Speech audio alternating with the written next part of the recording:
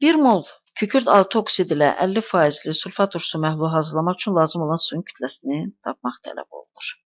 Deməli, kükürt altı oksid 1 mol kükürt altı oksid 1 mol su ilə reaksiyaya daxil olaraq sulfat turşusunu əmələ gətirir.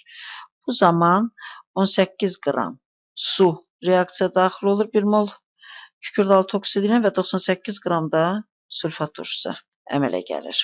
50%li məhlulun gəlin kütləsini hesablayaq. Deməli, 50%li məhlulun içərisində 98 qram sulfat turşusu var. Məhlulun kütləsi məlum deyil, vururuq 100-ə və buradan alırıq ki, məhlulumuz 196 qram olacaq.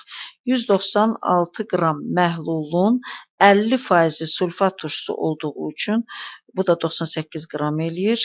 Bunu çıxırıq, yerdə qalır 98 qram su.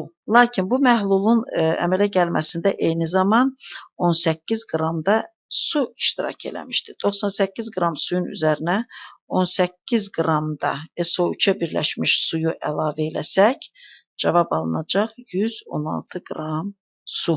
Beləliklə doğru cavab C bəndidir.